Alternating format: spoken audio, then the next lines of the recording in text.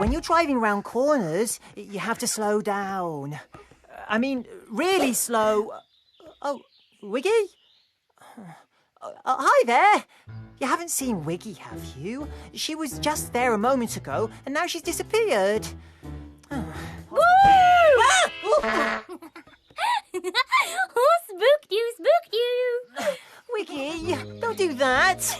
It's not Hairy Spooks Day yet. I know, but it is nearly Hairy Spooks Day. I'm just practicing being a hairy spooklet. Oh, no, not again. Not after last time. You won't believe this. Oh, I'm telling it. This is a spooky story all about me. It was Hairy Spooks Day in Hairyland. Hairy Spooks Day is the day when everyone tries to spook each other, just for fun. So the Ha Ha Hairies were going to Hairy Town to buy some spooky things. Ooh. Off they went in the Fluffer-Puffer-Poop. They're going on a journey in the Fluffer-Puffer-Poop. Poop, poop. Poop, poop. They're going on a journey in a happy hairy group. Poop, poop. Poop, poop. They zoom, zoom, zoom through Hairyland. They huff, huff, huff, a trot through the forest of frizz. Oh, they're going on a journey in the Fluffer-Puffer-Poop. Poop, poop, zoom, zoom, whiz, whiz. Poop, poop, zoom, zoom, whiz, whiz.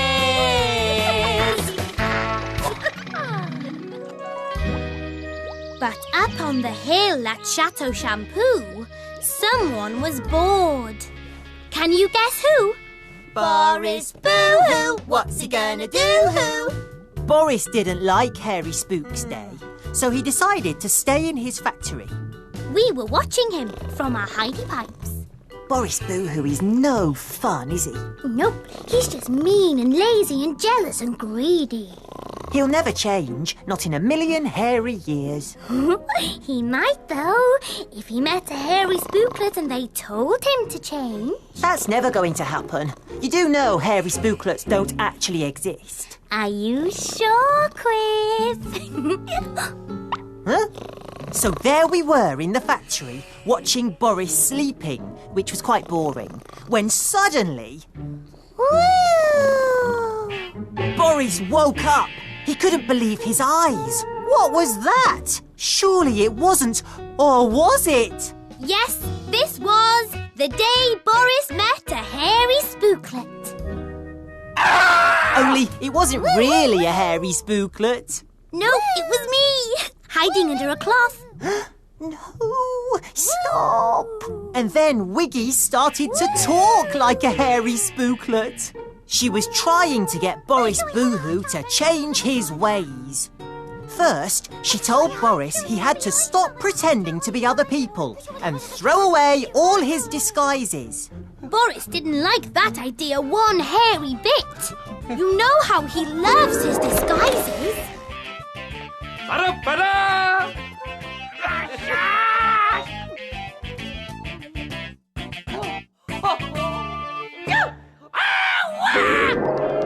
But Boris was so scared, he decided he'd better do as the hairy spooklet said. So he rushed off to his bedroom. Wiggy, what were you doing? That was fun. Not for me, it wasn't. Enough now. No more hairy spookleting. But I've only just started. Boris put all his disguises into rubbish sacks, and we watched him from the bedside table. See? He's changed. OK, so he's got rid of his disguises, but I bet he's still as lazy as ever. And Quiff was right. Boris wanted someone else to shift all the sacks for him. So he rang the Boise bell. And Boise came running in. Harabala, sharabala. Boris told him to take all the sacks away, but he mustn't peek inside. You see, Boise doesn't know anything about Boris's disguises. Harabala. Boris lay down on the bed for a rest. What did I say? Lazy as ever. I'm going to have to do something about this. Good job I brought my spooklet costume. Boris Boohoo was trying not to think about the hairy spooklet when... There it was again!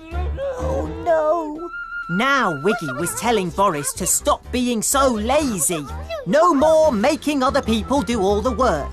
And Boris remembered all the times the Ha Ha Hairies had helped him.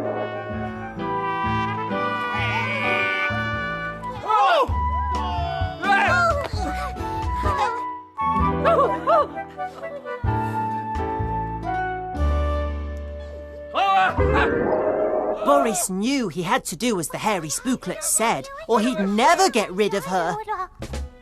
At that moment, Boise came back to collect the rest of the sacks. But Boris said he'd finished the job. Boise must rest. Boise thought his dad was being very odd. Was something wrong? Yes, Boris had seen a hairy spooklet and she'd talked to him. Boise thought his dad must have been imagining it. There are no such things as hairy spooklets. Oh, that was close. Boise nearly caught you then. Ha ha, he can't catch me. Later, in the shampoo factory, Boris was feeling out of sorts. His head hurt, and he was still worried about the hairy spooklet. Wiggy, where are you? Boise wanted to cheer his dad up, so he brought him this. A huge hairy pear pie. Boise told his dad to stop worrying and eat pie.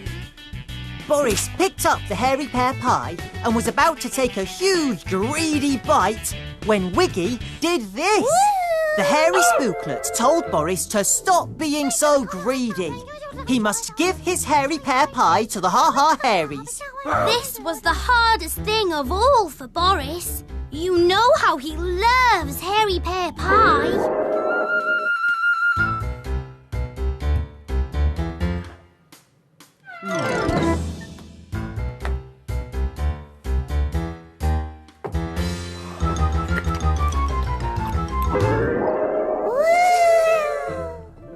Oh, what is she like? Then Boise came back in with a drink for Boris. Boris told Boise he was off to the Ha Ha Hairies' house to give them pie, because the spooklet had told him to. Come on, we've got to follow Boris. No, Wiggy, no more hairy spookleting. I beg you, please. The boo boo clatter bang's coming down the hill with a clatter bang, a bing, a bang, a bangity boo. The boo boo clatter bang is coming down the hill, and what is Boris going to do? And what is Boris going to do? Bing, a bang, a bangity boo. When Boris reached the Ha Ha Hairies' house, there was nobody home. So he put the hairy pear pie on the table and sat down to wait for them to come back. Boris couldn't stop looking at the pie. But then he remembered the hairy spooklet. If he didn't do as she said, she might come back and spook him again. He's doing very well. Wait and see, Wiggy. Wait and see. Boris Boohoo was trying so hard not to be greedy, but the hairy pear pie looked so good and smelt so good. And before Boris could stop himself, he did this. Oh, Boris. Boris had eaten the whole lot. And suddenly, he heard... It was the Fluffer Puffer Poop. The Ha Ha Hairies were home. Boris went into a panic. The kind of panic that makes you hide under a tablecloth and pretend to be a hairy spooklet. So it's back to the disguises then. The Ha Ha Hairies are coming. Hide. The Ha Ha Hairies came in wearing their spooky things. They looked at each other. Somebody was trying to spook them. Who could it be? Boris Boohoo! He'd spooked them, and they'd spooked him too. The Ha Ha Hairies laughed and laughed. now Minnie was being a hairy spooklet, and Boris had made Hairy Spook's day even better.